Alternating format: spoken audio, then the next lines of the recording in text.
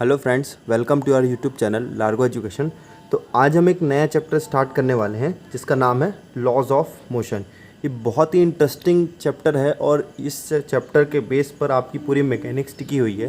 तो फ्रेंड्स, इस चैप्टर को बहुत अच्छे से समझिएगा और ये चैप्टर तभी समझ में आएगा जब आपने इसके पहले के मेरे सारे लेक्चर्स को देखे होंगे। तो अगर आपने अभी तक वो लेक्चर्स को नहीं देखे हैं तो पहले प्लीज़ जाकर उन लेक्चर्स को देखिए, उसके बाद ये इस वीडियो को देखिएगा। तो चलिए फ्रेंड्स, स्टार्ट करते हैं। तो लॉज ऑफ मोशन को समझाने के लिए न्यूटन ने 3 लॉज को दिया था, 3 लॉ दिए थे न्यूटन ने। तो न्यूटन के 3 लॉज थे, फर्स्ट, सेकंड और थर्ड, है ना।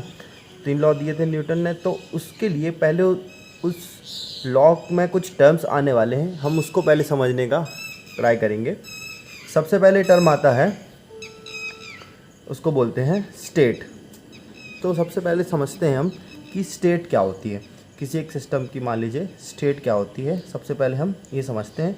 स्टेट्स समझने से पहले हमको ये समझना पड़ेगा कि सिस्टम क्या होता है। ओके, स्टेट समझने से पहले हमें ये समझना पड़ेगा कि सिस्टम क्या होता है, हम सिस्टम किस चीज़ को बोलेंगे। और सिस्टम समझने से पहले हमें प्रॉपर्टी समझनी पड़ेंगी। तो आपको सबसे पहले प्रॉपर्टी की डेफिनेशन पता होनी चाहिए कि हम अगर किसी चीज़ की प्रॉपर्टी को डिफ़ाइन करना चाहते हैं तो प्रॉपर्टी क्या होती है ना। तो प्रॉपर्टी क्या होती है?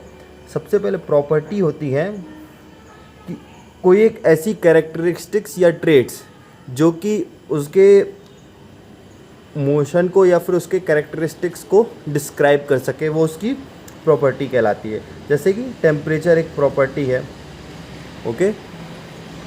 उसका प्रेशर क्या है उस स्टेट पर, उस समय पर, है ना, ये उसकी प्रॉपर्टी होगी। तो इस प्रॉपर्टी को आपने समझ में आ गया कि प्रॉपर्टी क्या होती है। अब हम स्टेट को देखते हैं कि स्टेट क्या होती है। कोई एक टर्म है, मान लीजिए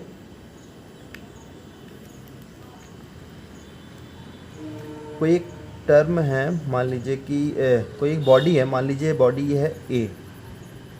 उसका टाइम इक्वल टू 0 सेकेंड में टेम्परेचर है मान लीजिए 15 डिग्री सेल्सियस है, okay. Time equal to 0 seconds पे।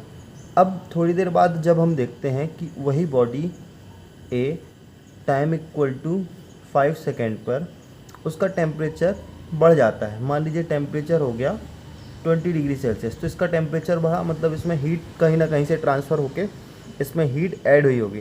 तो इसकी स्टेट चेंज हुई है, मतलब इसका टेम्परेचर बढ़ा है, इसकी कुछ प्रॉपर्टी चेंज हुई है, मतलब इसकी एक स्टेट चेंज हुई है।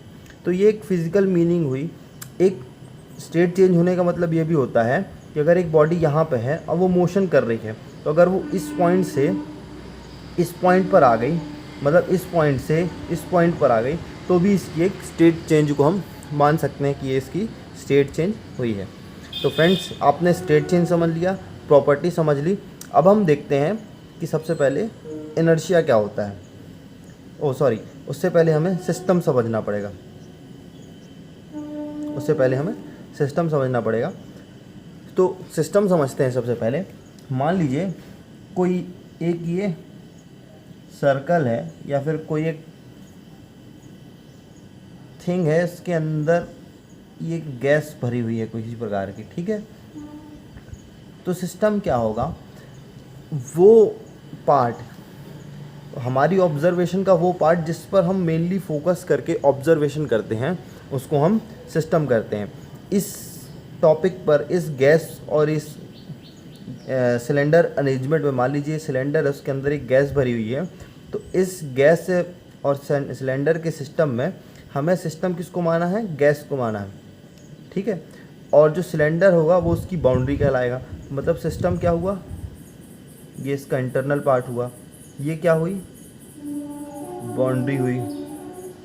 और बाउंड्री और सिस्टम के अलावा जो भी उसके सराउंडिंग में होता है उसको हम सराउंडिंग बोलते हैं,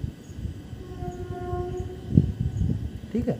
तो बेसिकली बाउंड्री क्या करता है, सेपरेट करता है सिस्टम को सराउंडिंग से, ओके। ये हो गया हमारा सिस्टम। सिस्टम एक, मतलब सिस्टम समझने की कोशिश कीजिए, वो ऐसा पार्ट किसी हमारी एक स्टडी का एक ऐसा पार्ट जिस पर हम करेंटली फोकस कर रहे हैं, उसको हम सिस्टम मान लेते हैं, तो वो एक सिस्टम कहला जाता है। अब हम आगे देखते हैं कि इनर्शिया क्या होता है। इनर्शिया क्या होता है, ठीक है।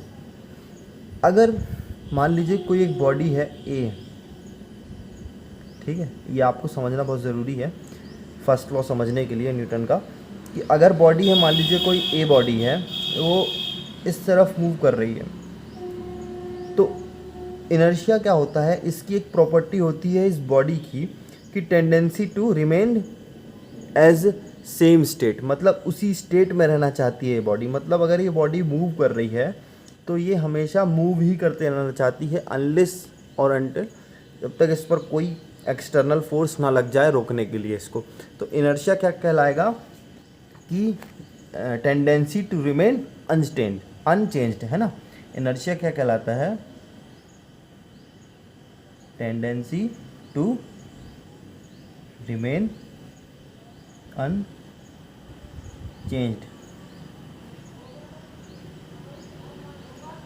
ये इनर्शिया कहलाता है। मतलब अगर कोई बॉडी है वो रेस्ट पे है तो वो रेस्ट पे ही रहना चाहेगी, और अगर कोई बॉडी है मूव कर रही है तो वो मूव भी करते रहना चाहेगी, मतलब वो चेंज नहीं करना चाहेगी अपनी टेंडेंसी को। उसको क्या कहते हैं, इनर्शिया कहते हैं। मतलब उस बॉडी का वो इनर्शिया हो जाता है। ओके, अब आगे देखते हैं। इतना प्रॉपर्टी समझ में आ गया। अब इसके आगे हम नेक्स्ट लेक्चर में पढ़ेंगे न्यूटन्स के 3 लॉज। ओके फ्रेंड्स, अगर आपको ये लेक्चर पसंद आया हो तो इस लेक्चर को लाइक कीजिएगा, शेयर कीजिएगा अपने फ्रेंड्स के साथ, और हमारे चैनल को सब्सक्राइब करना ना भूलिएगा। Thank you for watching, have a nice day.